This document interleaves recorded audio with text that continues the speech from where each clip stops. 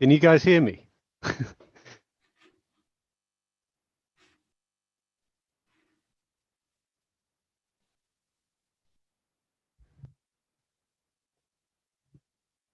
Can you please confirm if you can hear me?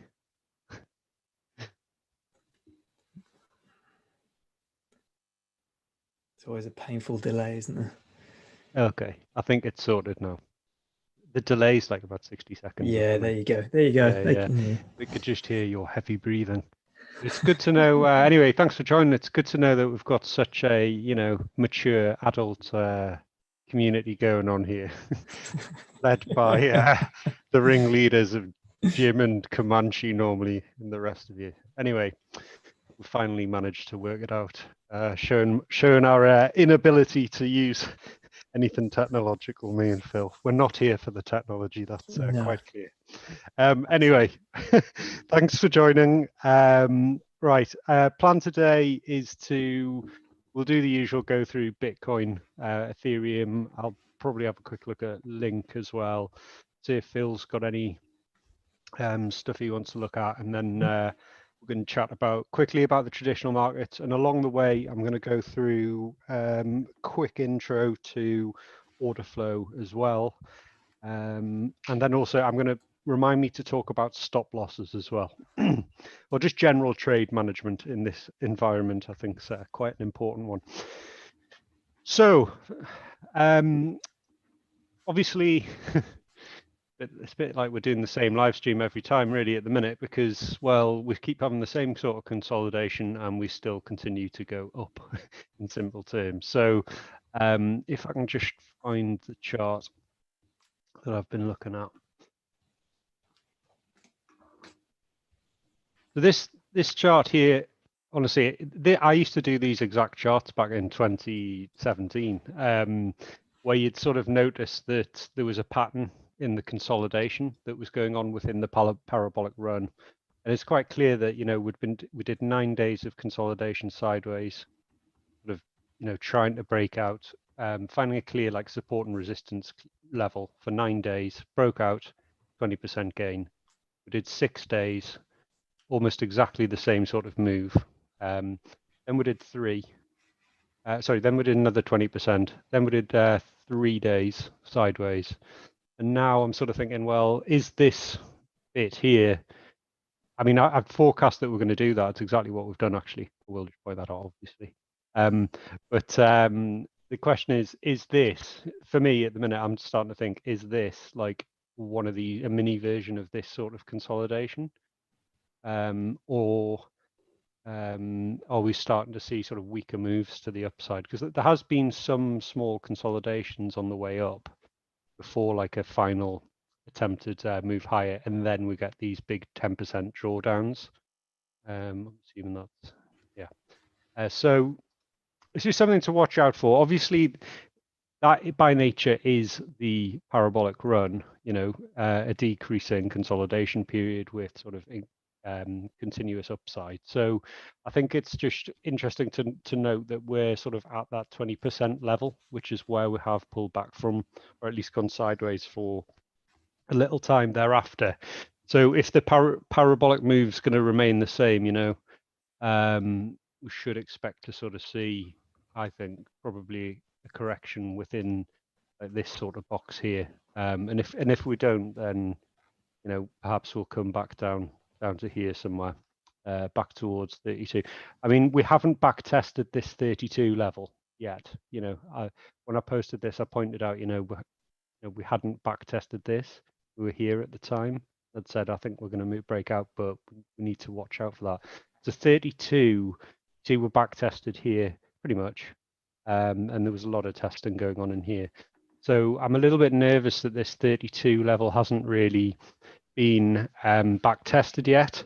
One thing that I will say about it is, anecdotally, had 2 people who got in touch. One said that he sold at 32k and he wanted to get back in, and the other guy who I spoke to, he was short, like net short from 32k, and I spoke to both of them and I said, well, are you going to buy when you get back to 32? Are you going to try and wait for it to go lower? And they both said that they were going to buy.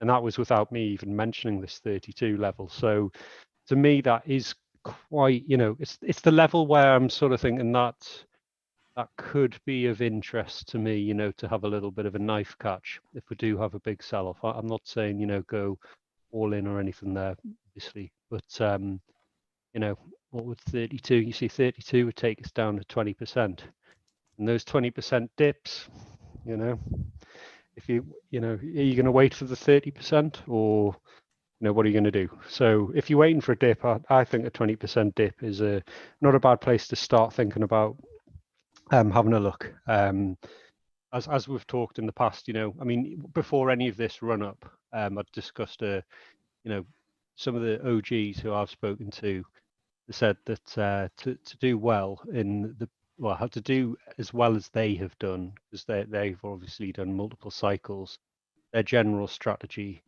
was to long around a 20% dip all the way up. So that's kind of my sort of structural views to what's going on there.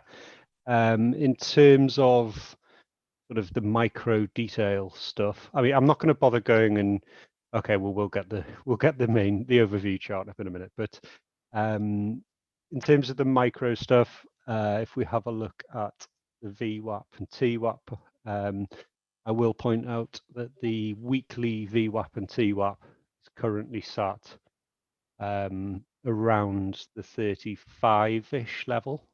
It ended up coming in as support here, having, it was obviously breached, but it did end up being support here. It was support around here as well, so that could be of interesting. But again, that 32 level looks interesting to me. Assuming, let's say, we'd topped out here, that was the top. It could easily start to look like, if we go up a little bit, it's about a 60% correction ish.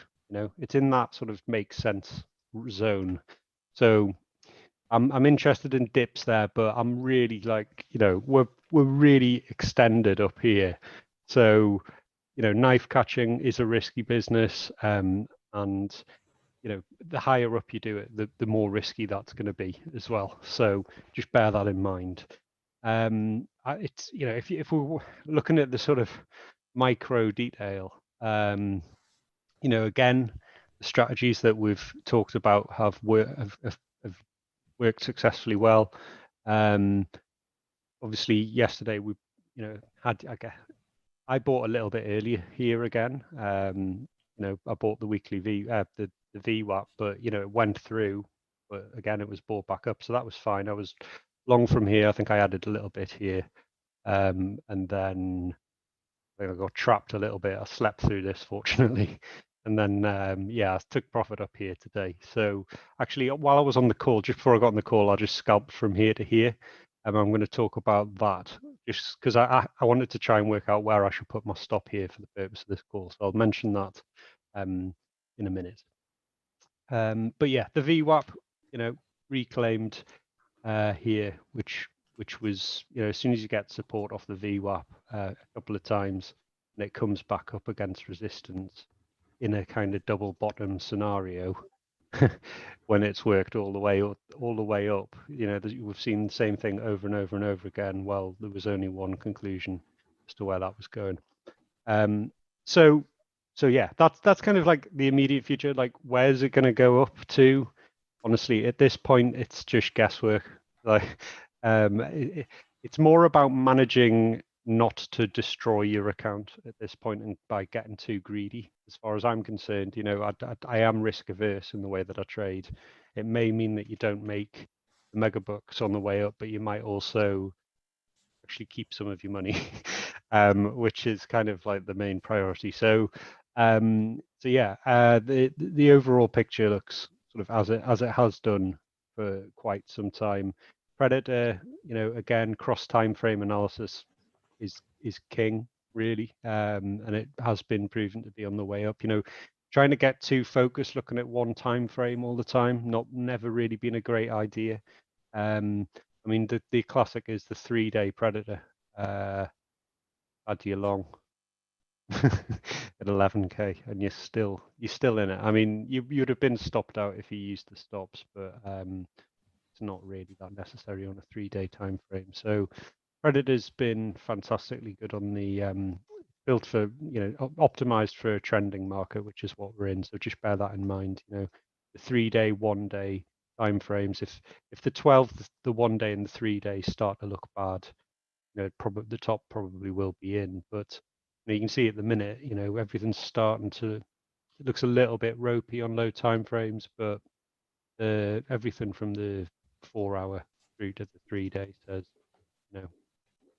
that things are still looking up. So overall, Bitcoin, to me, I don't know, Phil, like, have you got any specific targets in mind? Because Ooh, it's difficult. targets. Yeah, targets really difficult. I mean, Yeah. I do think we are starting to approach slightly overcooked levels now. So Yeah. I was looking at a couple of the live charts actually. Yeah. If you look at like MVRVZ score, I was looking at that as well. Yeah.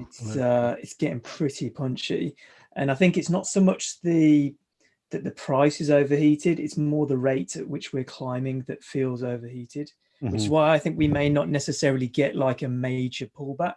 So I agree with you, something in the 20% feels comfortable, and I'm aligned with that, and with everything we know that's happening in the market, that seems to make sense. But it is the rate at which we're going up that is really feeling overdone.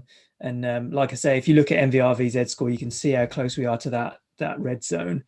So it's the next one on. Well, even pure multiple again. You can see. I wanted to look at that. I mean, the Puel multiple, the MVRZ score, and that HODL chart, I think are perfect, really. I mean, there's other ones obviously as well, but those three are sort of my go-to. And Yeah. this one's like the good barometer for, like, are the miners happy with selling here or not? I guess we peaked up to there in the previous cycle when we got to this level. They were up at 3k, which is so, and then they had a bit of a pullback. So on a like-for-like basis, we are ahead. The miners are ahead of where they would be in the normal, process, I think, aren't they? So the miners are doing well at the minute. Yeah. It's I mean, this is it feels like this is some kind of hybrid between the last cycle and 2013 cycle. I think I was talking about that in the market update yesterday. Just when you just look at so many of these indicators, it feels like, we're not necessarily going to do that same sort of spring 2013 spike. Maybe we will, but clearly it's more in tune with that, I would say, at the moment, than the slow and steady grind up that we had in 2017, where you then get, a 30% pullback and then up we go again, 30% pullback. It's just different this cycle, not surprisingly, with institutions it's coming different in this time. Yeah. It actually is. But you can see on so I think this chart is interesting, because you can see if we have a couple more days of going parabolic with the price, then I think we'll be entering that red zone, because price will have just, or the market value will have just pulled so far away from realized value that's trying to catch up with it, that it's just getting overextended when you look at it statistically versus the historical data of Bitcoin. That's kind of what this chart does. So yeah, we're getting quite close now to what I would class as overcooked levels at this point in the cycle. Not necessarily there yet, and we could easily go up another 10-15k to get to that level. That's why price targets are so hard when Bitcoin's going parabolic like this. But there's a few things saying that we are getting quite overheated now. Yeah, and I mean, just I mentioned it on Twitter as well. You can see that the hodlers have effectively dumped 5% of the coins that they had held. I mean, this is on a cumulative basis, so it's not quite apples and apples, but it's dumped 5% there, which is the same as actually. Oops, it's dumped the same as it had. Oh God, I've done it again. When we were at effectively 2k, just over 2k last time, we were at about 50, almost exact same amount anyway. I can't do this right now, I've lost my glasses. But yeah, so that kind of suggests to me that people who speculating for the longer cycle are human and behaving the same way as they did last time when they've made their multiple, which is probably quite good to know at this point, because that's one of the few things that is the same as the previous cycle, is where the supply is coming in. At what price point, as opposed to what time, is the supply coming in? So that could tell you that we could probably estimate the rate at which the dump would happen at a given price. If I was smarter, I'd be able to do that.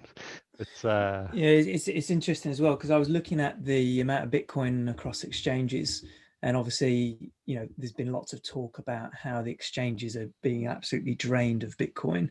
But I think apart from Coinbase, if you look at so Glassnode have like a stacked chart. I've showed it before, different colors of all the different exchanges, how much Bitcoin they're holding, and it's actually only Coinbase that's still going down. All the others now are leveling out, and in some cases starting to increase. So I do think, to your point, we're starting to see evidence of people who are hodling saying, okay, I might cash them in now, because we've gone up so many multiples from when they were holding before. I mean, I will hold my hands up and say that I did dump a little bit this morning of my model stock, just a small amount, very small amount, just to sort of, I've got no cash in the bank pretty much. All of the bloody money's in crypto, and I want to actually spend some money, now, and I don't mind doing that. So so I've taken a little bit of profit. What I did was I went back and looked at my investment plan when I went back into the market back between 3 and 4K in 2018. And, I had ideas of selling it like, in the 20s and in the 30s. And I was like, hang on a minute, mate, we're at bloody, 40 now. So let's take a little bit off the table. So, I mean, I'm not recommending that you guys go and do that. I'm just saying there are many people probably thinking like I am. Which is evident. So yeah, I mean, while you're on that topic, actually, Phil, I'd been meaning to ask, these exchange holding coins metrics, they don't take into account things like crypto.com and all these other, providers who come on board, have they? They don't have that. It's not included in the number. No, I don't think it's included in those numbers, no. Not on that Glassnode chart in particular.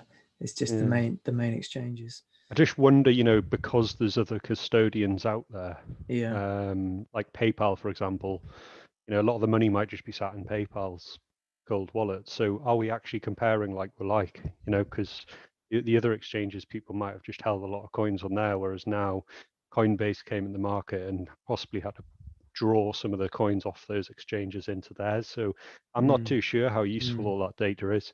Possibly a conversation for another time, but anyway, I digress a little bit. So in terms of what can we do to keep, trading basically, rather than just, a lot of people who I've spoken to are almost fear-stricken that they cannot trade because they can't deal with the difference in price. And I think that will go for a lot of people. The order size that you're putting in now is 5 or 10 times what some people have been used to. So it can be difficult to adjust. But in terms of how we're going to know when this thing breaks down, well, we clearly just went through what the trend has been.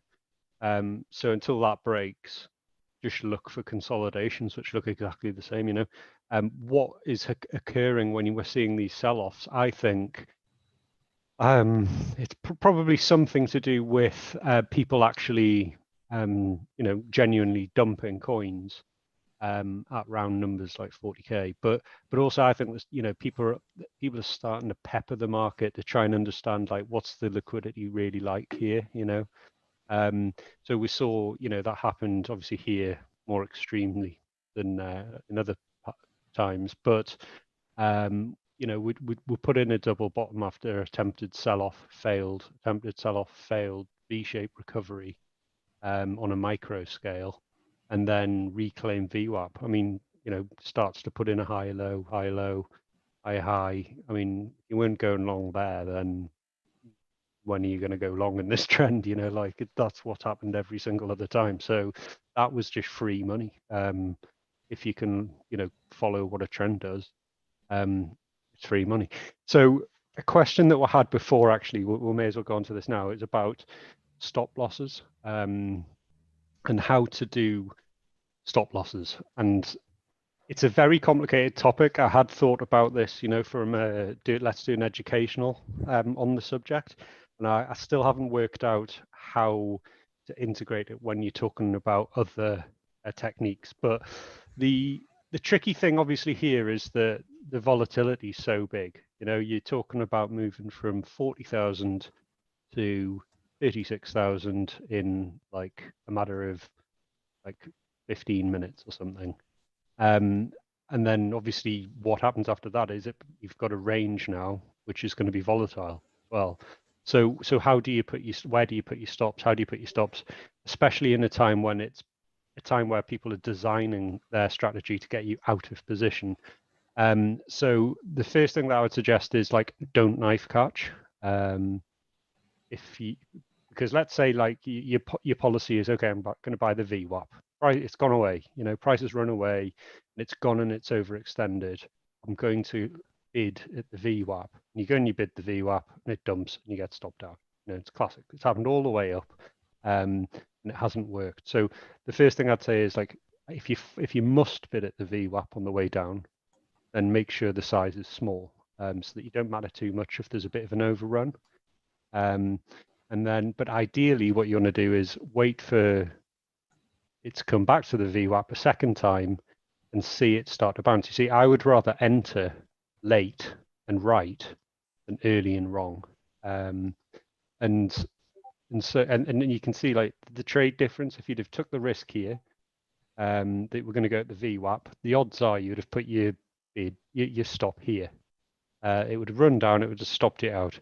You then wouldn't want to go back. Most people, or more inexperienced people, would then just be out of the trade. They'd be like, "All right, I've lost the trade." But actually, it was quite a good entry point. But you needed to see that there was support there. I mean, I actually did enter. I did do what I'm saying, which was I did enter a small amount at the VWAP, but it was a small amount. So once we recovered it, I just added to the position because I knew I was in a position of strength. Like adding too early, too big, too soon is just not where you want to be, in my opinion. I'm not that sort of trader. Other people might tell you that they catch the knife on 5x every time, but I'd love to see it because I can't do it, and I don't think most people can. So that doesn't work for me. So that's the first thing.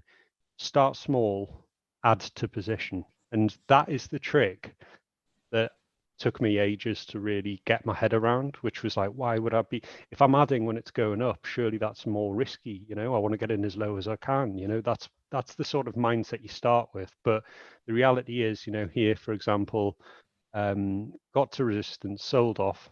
You think, okay, well, I might go back in if we get a higher low. Okay, we've got a higher low. Let's see what happens if we can hold the VWAP. Bounces off the VWAP back at the support, and you go, well, what's the structure like now? Okay, had this low, we had another V-shaped rejection. We tried to sell off. The VWAP recovered it straight away. Another V up into resistance.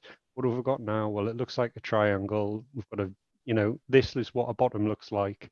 So, at that point, then you'd look to add to the VWAP. I mean, by this point, it doesn't even really matter if you're starting to build a position up at resistance, you can start to get in small. And then when you see it go again to the upside, well, you just start adding, you can just add to your position, because look at the size of the range. You're talking about there going from sort of 39,000 to 40. So it's over $1,000. And if you'd have been fucking around in here trying to get into the perfect position, well, yeah, you could have bought into some of this with a small size, if you really wanted to, and you'd be a much happier man or woman. Once you get to here, you wouldn't have to add, perhaps. But as I say, when people talk about building a position, or when I talk about building a position, that's what I'm talking about. And time in the bottom is not. It's a fool's game, to be honest, unless you're able to do it on low leverage. You're not bothered about volatility, and you've got a big pair of kahunas. I mean, I'm not saying I've got a small pair, but I like to make sure that I know where I stand, if you know what I'm saying. So that's sort of number one. You know, add to position, try not to knife catch, and make it certain that you know what your point of validation to enter and exit the trade will be. That's sort of the second thing. So what makes the trade not? I'm just saying on delay. Some timely gifts, but anyway, as I was saying, so what was I saying actually? No, I've been totally put off by that big pair of balls. It's distracting. I can't stop looking at it. I need someone to type something else so it goes away. Vision. So yeah, add to position. Make sure you understand what the market is actually doing at the minute. You know, we've got a good grip on what's going on back here, right? It's happened all again, as I say, all the way up. If we have a trend like this on the way up, once it breaks out, I mean, look what happened, right? We sold off. We started to put like, look here, we had 1, 2, 3, fourth attempt to go this direction with breakout. And also we have this horizontal support and resistance, and we have the VWAPs. So, you know, I was sat here looking at this, and I was saying, if we can break support and resistance, if we can claim the VWAP, and if we break out this diag, well, it's going to go to here, you know, like odds are it's going to go to here. So for me, I mean, it's exactly the same situation again, you know, overran, start to find support, a nice little inverted head and shoulders. So at this point, if you saw an inverted head and shoulders and the VWAPs here, having seen a V-shaped recovery, that's when you start to think, well, all right, then, you know, we'll have a look at trying to get into position.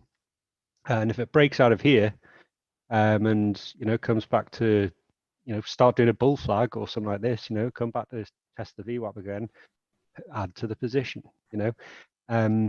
So it becomes less, your stop becomes less important if your position's smaller, because you're under less pressure to deal with the volatility at the start of the trade, right? So that's another point, is know what the market structure is doing. But obviously you need to know, you know, so where will the trade be invalidated? Well, if we'd have got to here on this occasion and the trade had come up to here, you just failed to break through, it came back down to here, and then, you know, the VWAP broke down, you were sort of coming back to, let's say, down to here. You know, we've got a trend line. Let's say we start trading around here.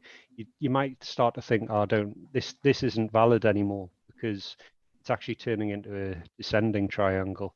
You know, the price pressure isn't in this direction. Actually, it's in this direction. So you might just close the trade at that point, or you might put a stop. You might just decide, actually, I'm going to put a stop here, because if it comes down through here again, well, you know, the VWAP's had enough goes. They're trying to support this, and if it breaks down, then maybe it's over. So you know where your point of invalidation is. I mean, is there any 4-hour or higher points of support? Oh, not going to work for me. So that's the other thing, basically, is just know where you would have your stop. Now, again, I don't like to use hard stops if I'm trading and I'm compos mentis, you know. So I would say, right, if it gets below here and there's resistance, you know, in these VWAP bands or whatever here, we'll kind of get over this and we close below this level, I'm just going to close the trade. But I might not use a hard stop, because what you might still get a run down, like another one of these, right? It just gets bought back up. So you're at risk of that happening. So if I'm at the monitor, you know, I've already gone into the trade on a small size, this sort of thing happens, I'm at the desk, and I'll just say, well, I'll just see what happens, see if it closes, you know, if it closes down there, and if it does, then maybe I'll stop myself out. But if it doesn't, you know, then and it does a V-shaped recovery, then I know that I'm happy to stay in the trade. The only time at the minute I'm really using tight stops is where the position size is too big. You know, if I realize I've accidentally got myself into a position I shouldn't have gone, I'll use tight stops. Although, having said that, I can't really recall an example where I've done that apart from just the one that I've just done. And the second thing is if I'm asleep. You know, I mean, I'm just avoiding all leverage trades where I'm asleep, unless like last night where I fell asleep actually at the desk. But generally speaking, I'm trying to avoid having to use a hard stop. That's kind of the key thing, really. Get yourself into a position where you're not under pressure to use a hard stop. You know, buy strength. It's quite straightforward, really, on that basis. And then, you know, you can pull a stop with you on the way up, based on things like Predator. I mean, Predator as well. That's the other thing, actually. Predator's got built into it stops, volatility based stops. So what do I mean by that? I mean that the stops on Predator adjust for the volatility in the market. So, you know, when you're saying, oh, the volatility is too high, and that's why I'm getting stopped out. Well, in theory, Predator should help you decide based on that where to put your stops. So let's say you're trading the 30-minute candles, like I was just showing there, and we were in this consolidation, weren't we? You know, what I like to do is actually go to the 4-hour, and I'll say, right, where would I have my stops if I've just entered here on the 4-hour? Right, well, the 4-hour is saying it would suggest to put them here. If you have no other idea what to do, just do that. You know, just choose a stop based on Predator, based on the 4-hour. You know, I normally go up a time frame and I look at like where have I had enough room, what time frames working on the stops, and you can see that with the exception of these two big, you know, wicks here, the 4-hour in a trend will get you out of the trend if it's going to continue down further. I mean, in both of these examples, the price did come down further. So you could have potentially got back in either when it bounced or on a lower time frame, or you know, or you took your profit.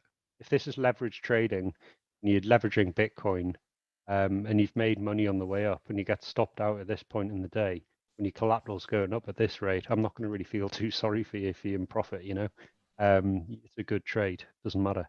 So they are my main things. I mean, there's other stuff obviously that I would refer to, like for example, I'm going to try and find my daily support and resistance. Does that make sense? Well, actually, that level there is also nearly the same as what Predator is telling you. So that would have been a good place to put a stop in this example that we're just looking at. So that's kind of my crash course on stop placement in this environment. Is just like, just make sure you get your trade entry right, and then it'll make everything else easier. You know, does that make sense, Phil? Yeah, really good, really good. No, it's really interesting to hear you talk about it actually, because I obviously don't trade low time frames so much in the same way that you do. So it's just really interesting to hear you talk about how you approach it, even if the principles of, you know, approaching it are the same as, you know, further out time frames, like, you know, build your position, look the strength, you know, those sorts of principles are the same, but it's just interesting to hear you talk about on short time frames. It's cool. Yeah, I mean, you do the same ultimately when you're investing, don't you? But everything else, like if you're on a higher time frame, like I don't know, if you make a decision to invest based on, or to trade, get into the trade based on the weekly, you're probably more likely to give it a bit more wiggle room anyway, aren't you? So, exactly. Yeah. And do you normally go full size into the trade that you want to be in, or do you sort of add to it? I add to it normally. I wouldn't normally go in. I wouldn't normally ape in full size, but I mean, Predator has been really useful for me actually on lower time frames. It's a bit of a godsend for just giving you another signal in terms of seeing the strength or seeing the weakness, you know, and when to actually jump ship. So yeah, it's a godsend, that thing. Yeah, one other thing actually, while I remember, I think you were going to say something, but I'm going to forget if I didn't do it. Is because I'm using cross time frame stuff, right? I'm looking for confidence here where everything's almost green, right? As it actually is almost right now. And because we've got on here, let's say the 30 minutes, the 1 hour, the 2 hour, if you're trading the 4 hour, chart, and 30-minute goes red, the 1 hour goes red, the 2 hour goes red, and you're long, you need to be thinking about closing that trade because it's turning and you're worrying about where to put your stop, whereas you should probably just reduce the size of your trade. And this is another thing, I talk to people all the time who are like, oh, I'm trapped in a trade and blah blah blah, and it's just like, right, if you walked away and you came to your PC right now and you had not known that you're in that trade, do you want to take that trade? Do you want to be long in that trade or not? And if the answer is no, then close the trade. If the answer is I don't know, close half the trade, right? Do something. Don't fucking sit there and worry yourself to death about the position that you're in. Just do something. Put a line in the sand. Put a stop loss somewhere where it'll reduce some of the size of your trade. Or something. Don't do nothing. Just do something. Make yourself feel better. I'm sick of this thing popping up. So yeah, anyway, that was kind of that. Was there something else you wanted to mention there, Phil? I know. No, I wasn't going to mention anything, but I do agree with you. I think when you start trading, it's very easy to think in absolutes. Like I'm either in this or I'm out of this. And if I'm out of this at this moment in time, maybe it's a disaster, depending on how the trade's going. And yeah, it just doesn't have to be like that. It's a little bit more work, but you can enter into things, depending on the time frame, but in 3 or 4 different tranches, or same with exiting, you don't have to completely close it. Yeah, and another thing is if in my example before, you closed half your trade and then there was a big sell-off and it came back up and then it found support sort of around where you closed it, even if you have to take a tiny bit of a loss, then at least you didn't get liquidated with a bad stop. At least you didn't panic sell at the bottom because you'd already dealt with some of that emotion. Exactly. Yeah, and I often find whether the trade's going well or badly, like if I do just slightly reduce it or like reduce it by half, the stress I feel is just dramatically reduced and I can sort of get on with my life. I think it's off again when you're starting out, but we all still do it. I still do it. Sometimes you oversize, you go too big, and I'm getting used to now identifying emotionally when I've gone in too big. I can just really feel it within myself. I'm like, okay, I need to reduce the size here. You need to rethink how you're phrasing that, Phil. Oh, great! Looking forward to the chat comments now. Good Lord. Yeah, I mean, just when I went in the call just before I went into the call, I did quickly do a scalp, which has proven to have been. I closed the bloody trade because I was coming on here and I wasn't 100% sure what was going to happen. But guess where? I mean, the price was coming down like this. Guess where I entered this trade, Phil?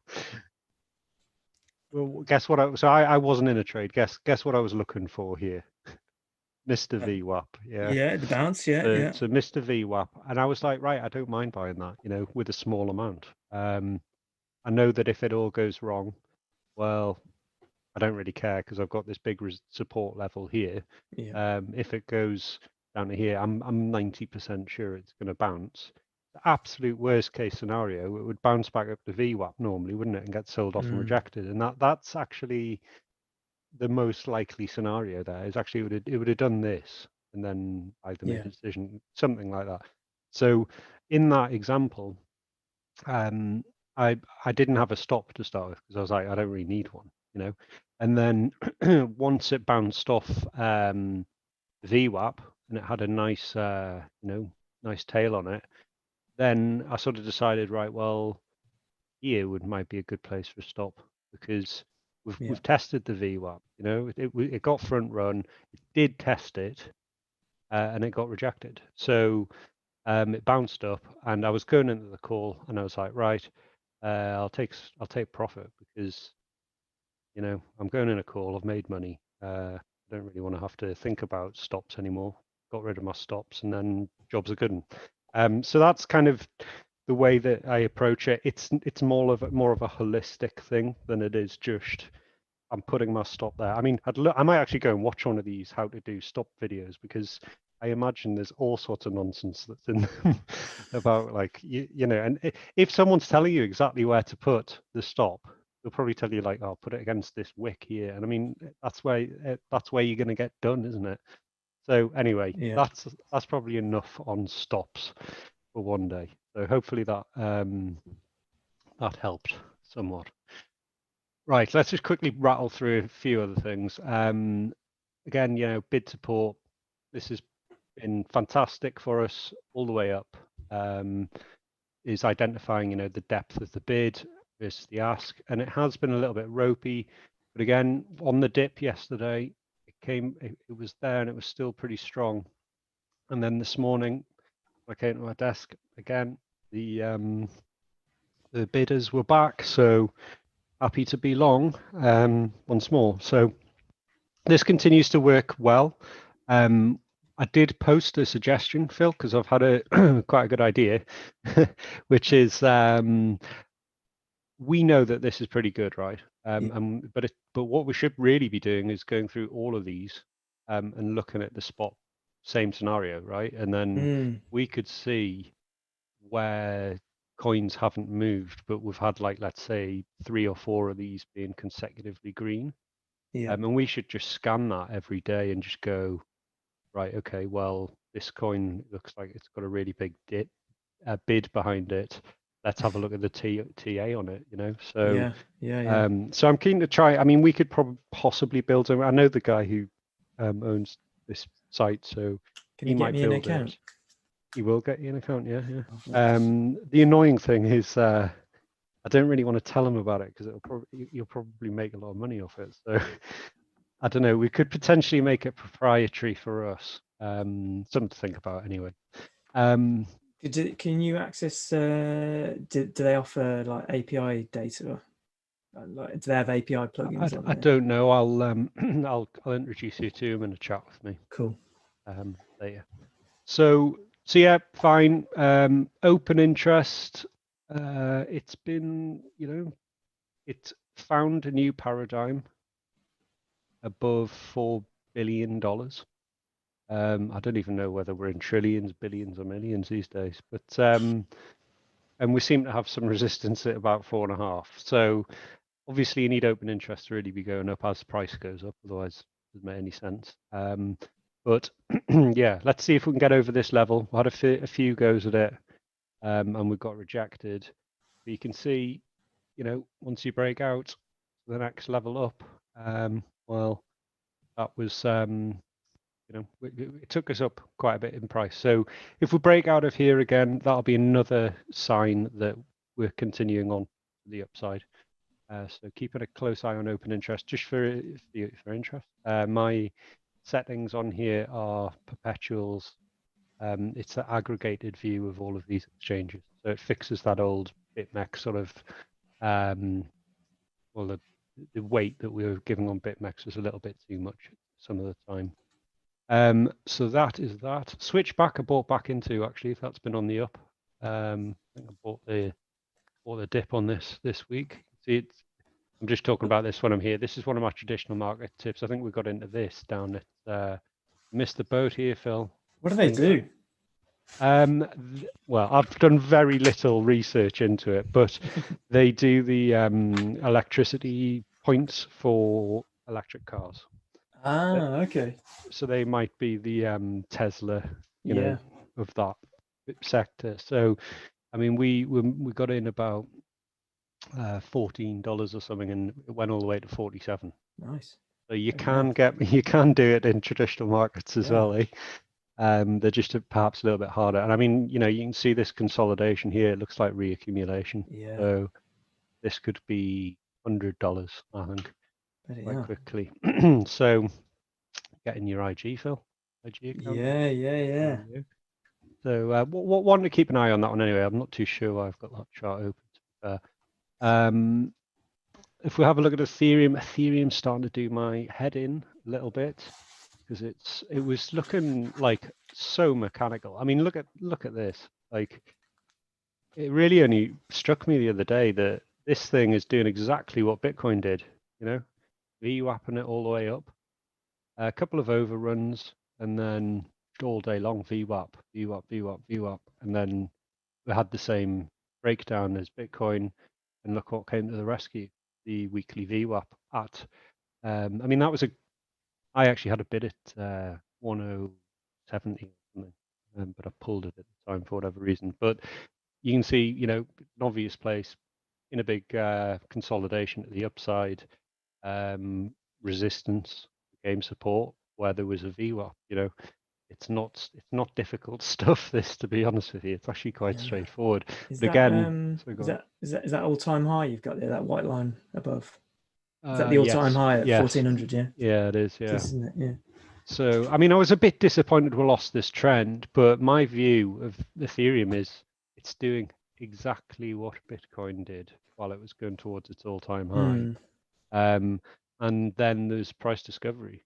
I mean, who's left selling who is selling Ethereum? Who is who's been trapped in a position that they don't want to be in? There's going to be virtually nobody left now, and we know what happens when you hit all-time high. I mean, I can't imagine if you've been trapped for the last 3 years or whatever, 2 or 3 years in Ethereum, you're going to be waiting this far to dump your coins. To me, it's just like market makers now, just waiting to,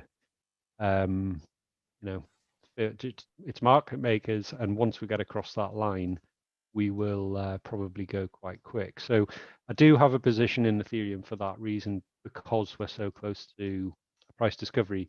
But we do know that if Bitcoin dumps, then this I think proportionally it did worse versus Bitcoin yesterday. Well, you can tell that, can't you? Because we're not above where we were. Yeah. I think that's why there might be a bit of hesitation on Ethereum at the moment, because everyone's waiting to see what Bitcoin's going to do next in terms of its big move. But I think once it settles down, then Ethereum will just fly. Yeah, good. I mean, I hope so. I do hope so. But you know, we could still do a whole bit of this stuff sideways for a while as well. So again, for me, I've got enough of a bag for me to not worry. I mean, generally speaking, on my Decentrader account that I'm managing, I'm sort of trying to stay 100% spot in Bitcoin, because this cross leverage account, 100% spot in Bitcoin most of the time or more, and then I'm cross leveraged into Ethereum and a little bit into Link at the moment, and they're my main bags, because, well, firstly, I'm a little bit more obsessed about the Bitcoin trading on the low time frames, but also Link. You know, I just think the structure looks. Oh, it's almost it's like Ethereum, right? It's nearly at its all-time high here. Clear trading range. We've had the first attempt at getting through 20, second attempt, third attempt. Right, we might need to do a fourth attempt, you know. But to me, it's a when, not if, that it's going to get up there. And you know, there might still be a dip. Bitcoin dips, then you know, we're going to be looking back down here again, and then what we'll have, it'll possibly be in, you know, 1, 2, 3 higher lows, 1, 2, 3, 4 attempts higher. What does that look like? Looks like a triangle, and free money. So that's kind of like my view on Link as well. It's like I've got a bag. I would like it to be bigger. Again,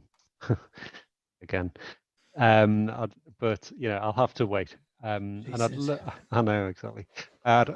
So hopefully we'll get to $16, find support there, and then that'll be hopefully another good 2x. I mean, I've got this on log here, put it into perspective.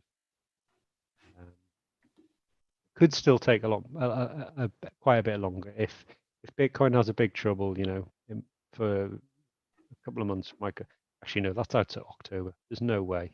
If it's going to do all-time high, we ain't waiting until October, are we? So yeah, don't mind being long Link as well, even at resistance. So yeah, that's crypto. I'll quickly rattle through. Well, S&P 500, I've got really very little interest, to be honest, in. Not really my main priority. If you've seen anything else I've had to say about it, clearly I have nothing more to say on the matter. It's exactly the same situation, you know, aiming for 4,000 points. I'm not long I haven't got any interest in this particular market whatsoever. The dollar, well, again, same thing really, isn't it? It's been within this descending channel and it's getting magneted towards 88.5. Probably do a little bit of consolidation and down. I don't know. But the more down, the better it is for Bitcoin. And the narrative with Bitcoin. This should be gold. Set up.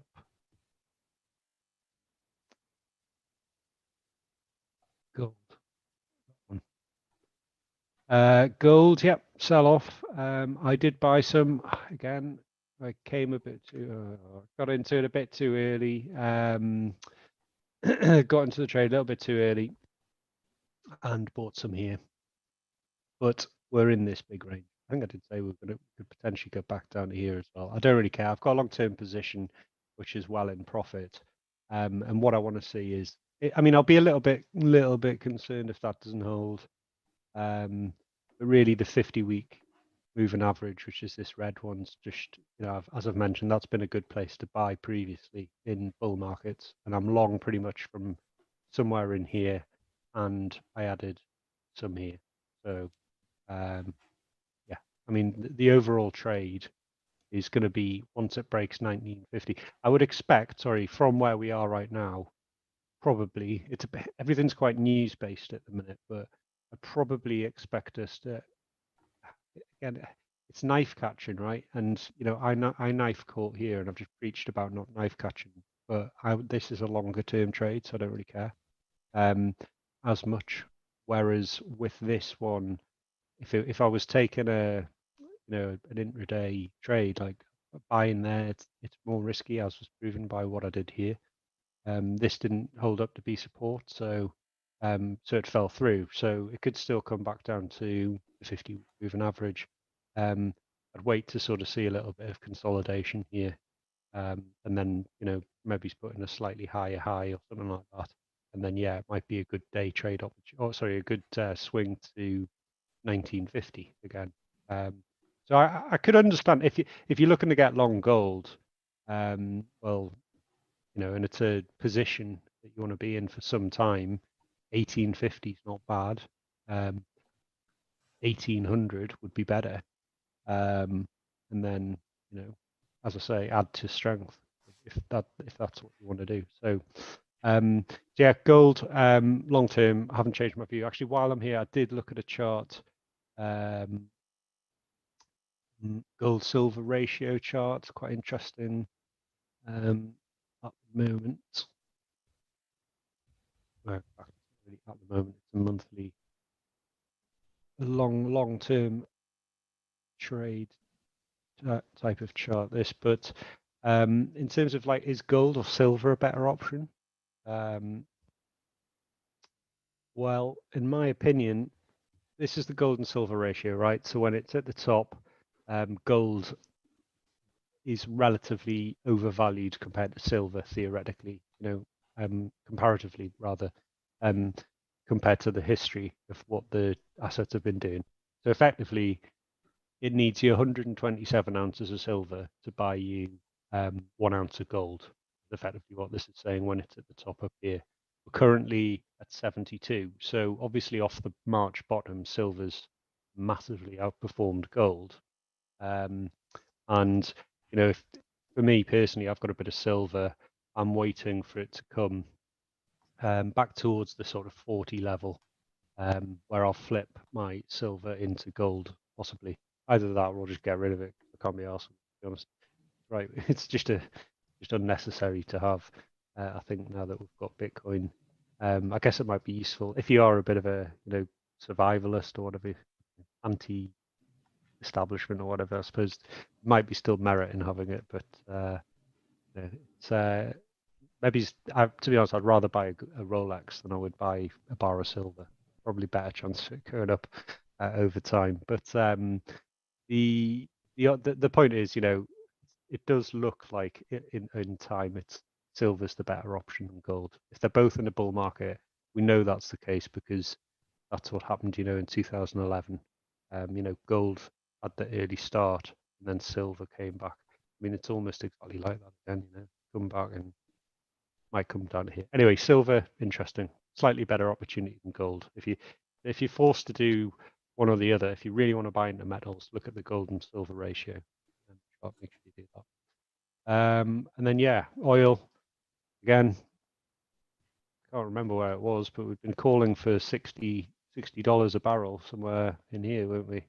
At 40, so we're halfway. And yeah, I'm not in the trade anymore. I came out of it somewhere in here before Christmas. So yeah, it's continued on, with the rationale being that we shall recover to March recovery eventually, which is about $60, somewhere up here. So eventually we're going to get back to the 62 level, I believe. And if I'm really struggling for some sort of trade, then a dip on this would probably be quite interesting. For example, if the USA gets some bad news on and have to shut down a bit, I could see this thing dumping quite heavily, and that would possibly be a buying opportunity.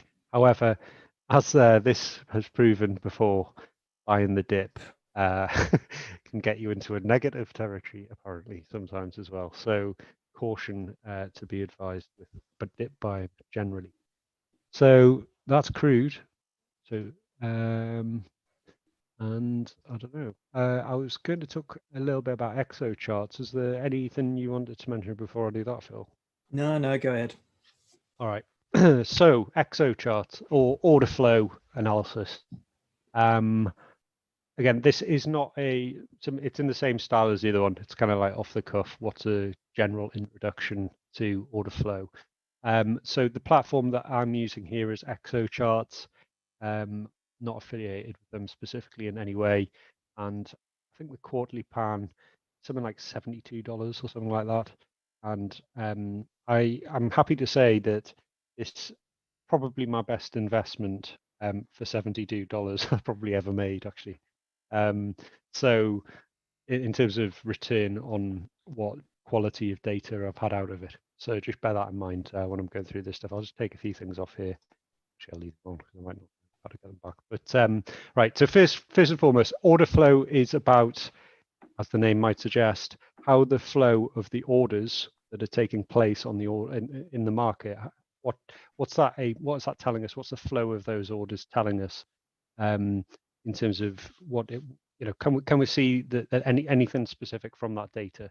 And what ExoCharts does very well is it picks up things such as like market buys and market sells. So this only really works really well on derivative platforms, and it tracks effectively the transactional stuff that happens in the background. And one of the key important things about it is what gets called the delta. Now, if you zoom in on the charts, I will share the template of this after the live stream. I'll share that with you after this. But effectively, what you can see is by each of the candles, you have a number. And what it does is it tells you what the difference was within that candle at that price point, the difference between the people who were market buying and the people who were market selling. So for now, just ignore limit orders. It's the people who just smash the buy button now or the sell button now. So the people who are aggressively trying to get in and out of the market. So you can see effectively where you have a delta, well, it'll effectively tell you what the difference is between the buyers and the sellers. So in this example of this specific candle, just randomly, at the top of this candle, which is obviously a green one, we have it 39,160. We have a negative delta, which means that there was more sellers at this price point than there were buyers. So what do we know about that? Well, if the prices continues to go up, well, the guys who market sold really aggressively here, they might not want to be in that position anymore, especially if something like this happens. So you can start to build an idea of where a trade is trapped. And this is just purely an example I've just picked up off the bat. But, you know, if it would be a lot better if this was like a minus 5 million. But we know that if they're trapped here and price starts to, I don't know, go all the way up there and then come back, then, the traders who got trapped by trying to sell this candle, well, they might try and get out of that position. So there might be support later on as a result of that. That's just as I say, very basic what I'm explaining here as to what very high level stuff. So do go and get it. Don't go and assume that every time you see a negative delta at the top of a green candle, that means it's support, because most likely won't be. But the theory holds. So that's that. And each candle, so the candle that we were just looking at was this one. It gets plotted here, the delta bars at the bottom. So you can see in that candle, what is the difference between the people smashing the buy button and the people smashing the sell button? Ignore the rest of it, or ignore limit orders altogether. And what we can see is that in a green candle, what would you expect that would happen? More people would be hitting the buy button than would be hitting the sell button. And that's why you get a green bar here. That's fine. We accept that. That's what we'd expect to see. However, for example, here, in this green candle, more people hit the sell button than hit the buy button. Sorry, is that correct? No, sorry, the other way around. More people hit the sell button than hit the buy button, yet we went up. Okay, so in this example, this green candle, more sellers aggressively selling and buying, and as a result, it gives us this this green divergence. It's telling us, right, we've just had these enormous wicks here, and there's more people selling than buying. Now, I hear you ask, how can the candle possibly go up if there's fewer people buying than there are selling? Well, that's where limit orders come into it. And what we can tell from that is that, yes, okay, there were lots of people selling, but the other side of the equation must be that there were limit orders that were just absorbing those sellers on the way up. So we know that actually, yeah, there was lots of sellers, but the bid was getting lifted all the way up here. And obviously the result was, price ended up going up. And I mean, we did get the opposite on the previous candle, but it did a bloody good job to get the price all the way back up there. So I would kind of ignore that one, and I would pay more attention to that one personally, because it's more in tune with what's going on in this trend at that particular time. Now, what else is going on here? We have what's called the CVD line, so cumulative volume delta. And what that does is it just plots, it just adds up the cumulative effect of each of these one candles that come along. So what you end up with is you're plotting effectively the line of the buyers and the sellers over time. Each new bar adds on the delta.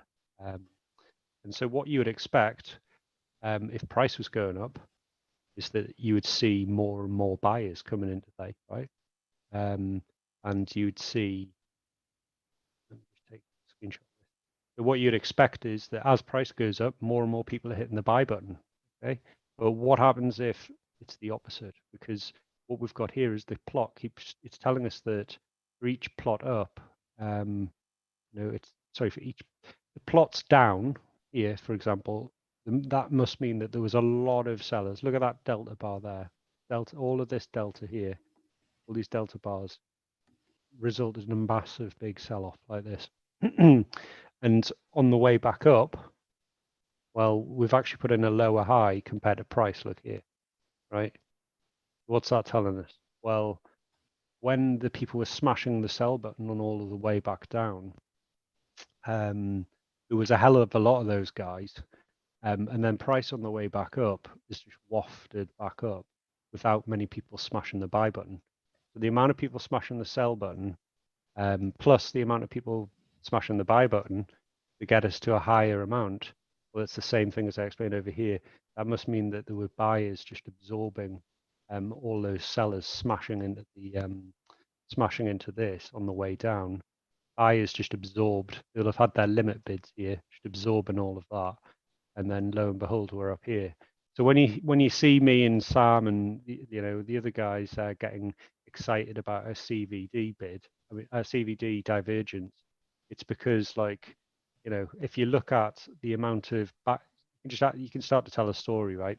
If you were, let's say, when we were here, price was here, CVD was here. So you start there and you say, okay, price went up, CVD went up. Okay, that's fine. And then price ultimately did come back to the same level it was at here. But look how much lower CVD went.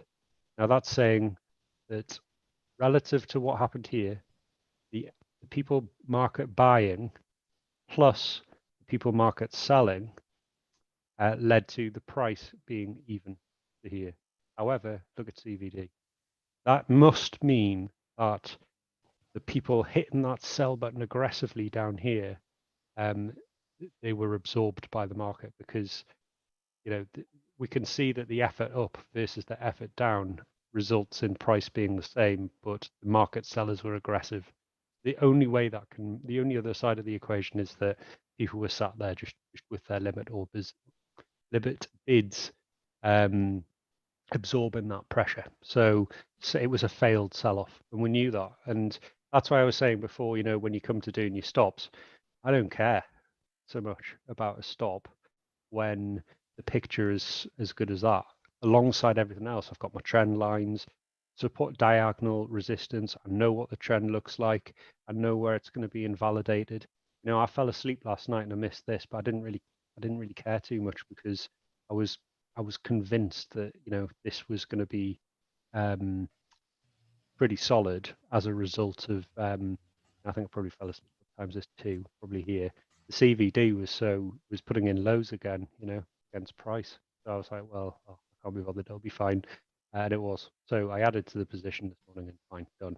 So that's how I use the CVD. Phil, have you got any questions actually on that? I know you sort of understand this stuff anyway. Yeah. No, it's go. I'm just thinking I need to get myself XO charts actually, because that's really like those sorts of opportunities. Like unless you have something like this, you just don't see them. So it's just not there. Because we used tensor charts for the CVD divergence for a while, didn't we? But I've stopped using that.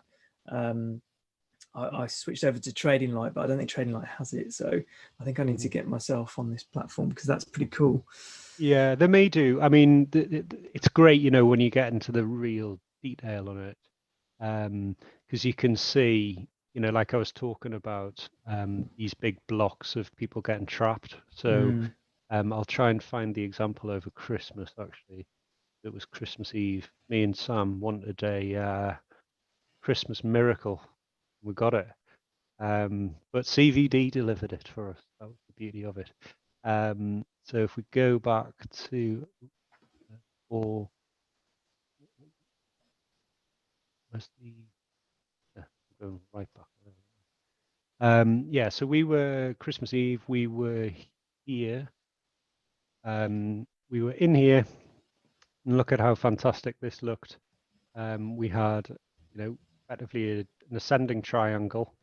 We had a low, we had a higher low. Look at all these green delta bars. Look at CVD going down. We had a massive divergence between CVD higher lows and lower lows, pushing up against here. And then also, I will come on to net long and net short as well. So I'm not 100% clear on how this is calculated, and I've got a lot of questions about it. So I don't want to get into too much detail talking about something I'm not 100% clear on how it's calculated. But you can see that as this was happening, Phil, like the longs were sort of just, they obviously went long up here. This is net long, sorry, net longs, net shorts. Yeah. So as we went up through here, the longs just started consolidating. Look, what the shorts were still all going up and up and up and up and up, whereas CVD was going down and down and down. So short I was squeeze. Like, yeah. So what you would actually do in that example is you could start to say, well, I mean, it was quite obvious, but the data was there to say that. I don't know if I can see now. Look at all the selling on these candles. I can't zoom into it for some reason. I thought this should be on 20. That's easier. You could see like a lot of selling went on there, right? A lot of selling went on here, and then also you can see there was quite a bit of selling down here because at the time this will have looked like it was Christmas Eve. People didn't really want to trade. We had a bit of a head and shoulders as well going on. So I had this head and shoulders thing, possibly there. A lot of people were sort of shorting based on that. And then when we came back down here, I think people were shorting this. That's the right head shoulder there. Shorted that. Yeah. Right there, and then tried to push it down here and failed. So he then just knew where the stops were. They're going to be above this right shoulder, aren't they? And then some above the high. Yeah. So once it got above there, it was just away, absolutely away. And then we've seen the same thing all the way since. What I would say though now is, I mean, you can see the CVD on the way up was very, very much subdued, all the way to about 30k. I mean, it was so the div still was still there from 23k. So even that's how I was like, I'm gonna have to just jump back in here because it's going to keep going up. So I think just keep it. It's a superb tool to have in your toolkit. I couldn't live without it now.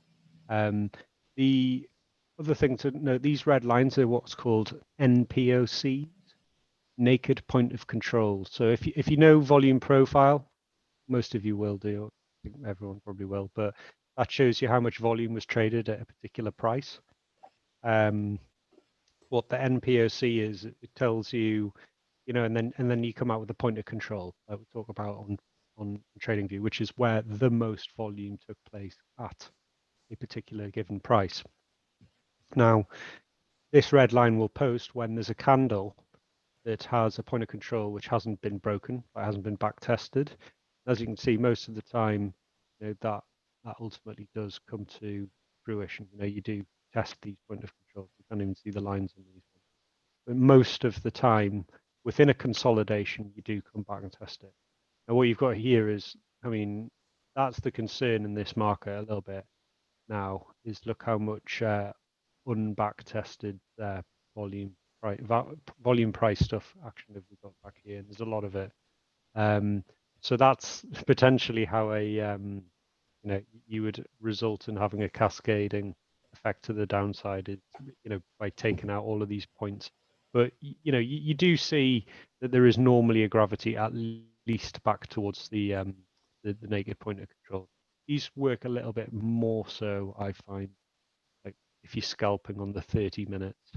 Like for example, before, when that fake out happened and then we came back to retest, a point where I would think about putting my entry would be on the NPOC, because in theory that was where price was best supported within that candle, and if it accepts it, then we know that it's a good place to be.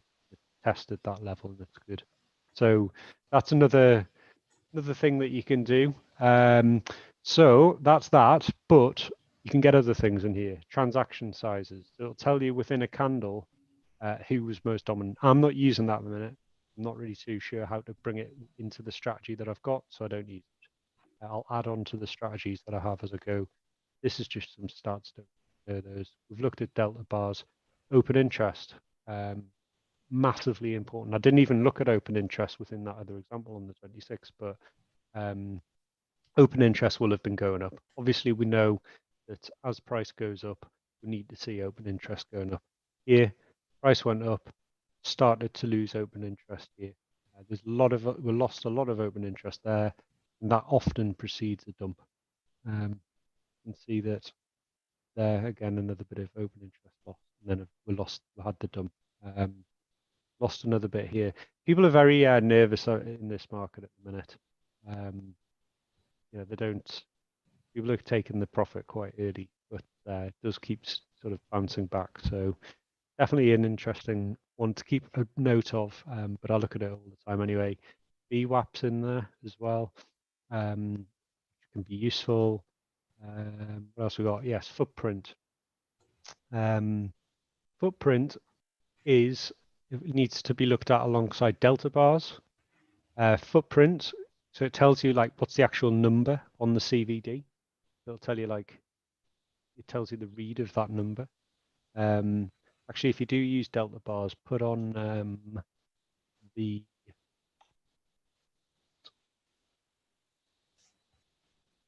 I'll find it now. If you do use the footprint chart, sorry, I'll start again. CVD, that just plots what the CVD is, like what the value of the yellow line is. Delta tells you in that candle how much of a volume delta was there.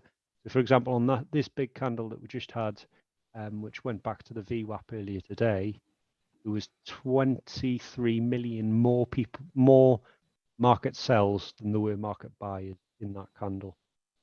So that can be quite useful. For example, now we can go back and have a look and say, okay, well, where did they sell? You know, how under pressure are these guys? People who did most of the selling. Well, you can see the red bars here. Quite a few people sold at the top. Is there much here? There's an 8 million guy here in here, or it's a delta, so it's not really a guy, but I'm just saying it. But what you'd like to see in an ideal world, let's say we're trying to work out, is this a fake out? Is anybody trapped? There's nobody trapped in this candle apart from 8 million man, a little bit. This price is sort of around here. There's not that many people trapped in this candle, so it's okay. Had I have seen this candle and there was a ton of orders like we did at 10K, I got long at 10K because we could see that there was people getting trapped, you know, at the bottom of these orders. And then if people are trapped down there, well, you know where you know already where the stop's going to be. And if you see a number of candles like this, where there's big deltas, where you can see within the candle where the selling was, you know how underwater these guys, and they're fucked if the price goes over here. So, you know, if things start drifting up, CVDs going down, the likelihood is CVD would show you in that example I just mentioned that this would be going down, price would be going up, shorts would be going up, longs would be going up. And you know, right, these guys are under real pressure if price gets to here. And then there might be more information slightly earlier in the candles. If you go analyzing it, they'll tell you, well, actually, there's another batch of guys who are trapped down here. And what might happen if price gets there is that the guys who are trapped from, you know, higher up, right at the bottom of their candles, they're all going to close their position to try and get out of the market if they're short. So that could lead to additional buying pressure. So the story that you can build here is superior to trading without it. There's no doubt about it. Alongside it, you can see how big are the bids, who is doing the buying and who is doing the selling by size. So million orders higher, 400, 1 million, what have you. So you can see even within that level of detail, the size of the orders that are the buyers or the sellers. So you can decide, okay, it's a 1 million guys, they know what they're doing. They had a 5 million positive delta on this candle. They had a 5 million positive delta on this candle as well. So the bigger players are thinking, you know, that this thing might go up. Whereas who was doing the selling? Well, in this example, it was really 100, 200K guys. So this isn't a great example here, but sometimes you'll have like totally different stuff where the buyers are all the big players and the sellers are all the small fries. And in that case, you'll know that probably back the big guys. What else is interesting? Wrecked, as they eloquently put it, shows you where people have been liquidated. So what's really nice is if you've built your little story in here, you can see Jimmy. Let's call him Jim, shall we? You can see Jim down here, and he got caught at the bottom. Look at him, bless him. He was short in the bottom like a noob down here. We knew he had a poor Jim would have his stops against this high here. And look what happened. There he goes. Bless him. He got took out of the market. So it's even just quite enjoyable to just see your narrative play out because it literally is just there on a dinner plate for you some of the time to see it. I do have another view, which I use, which is called, well, it's just this one really. And in here, this one allows you to put the CVD by position size. So you can see over time, effectively every sized order category gets their own yellow line. If you think of it like that, it's just not plotted on here. This is just the aggregated one.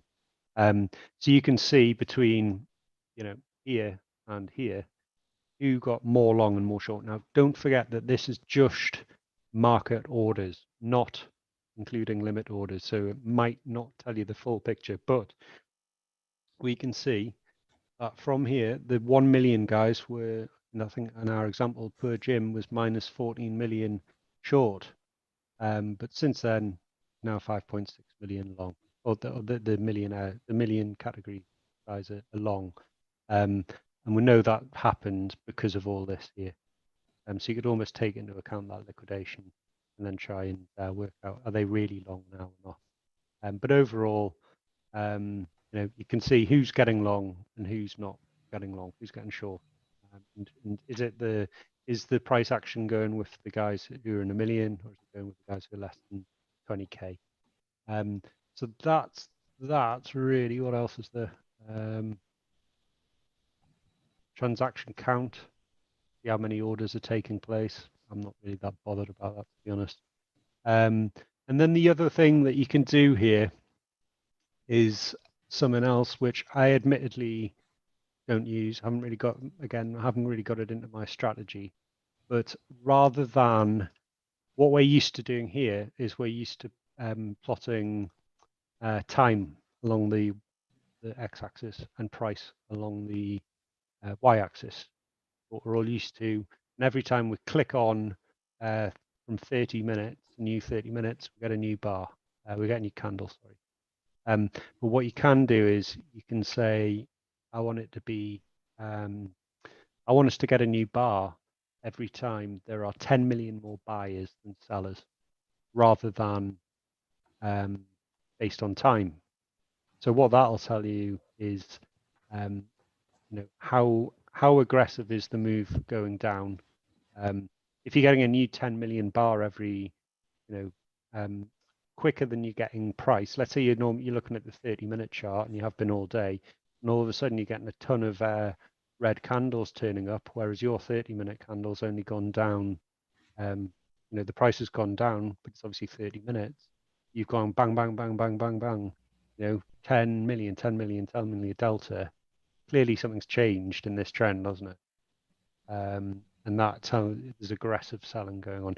I don't know how to use this any more than that, because it's not, as I say, it's part of my strategy, but it's something that I'm going to look to improve and include within what I'm doing. And that order flow, beyond that, look at the order book as well, using someone like Trader, see where there's depth in the market, where the ratio of bidders to asks is favorable to the bid. And really, it's just, if you like trading, if you like data, and if you like making money, you must understand this, is my experience with it. So hopefully that gave you a very brief overview. We will do a more formal training on it, but I'm sure you can be a little bit, gives a little bit of leeway after Christmas, and while price just goes vertical, while we, I'd rather try and bring you content which is relevant to what's going on, rather than and do these things off the cuff, rather than put together some glossy education course and we all miss all of the moves. So we'll formalize the training stuff a little bit more, so that we don't have to do this all the time. But hopefully that was of some use. And if you've got any questions, I'm sure, like, between us all, to be honest, we can answer them in the order flow chat, should you wish to look at that.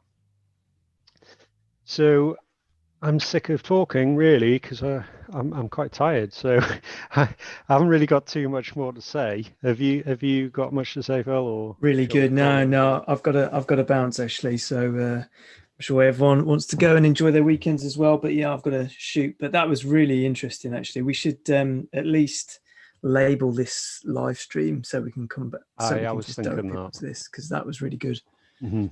Good. I'll ask Norbert to, when he puts it up, to actually specifically say order flow and stop loss chat or something. Good. Okay. Thank you for joining, and hope you're all enjoying the money. And I'll speak to you later. Have a good weekend, man. See ya.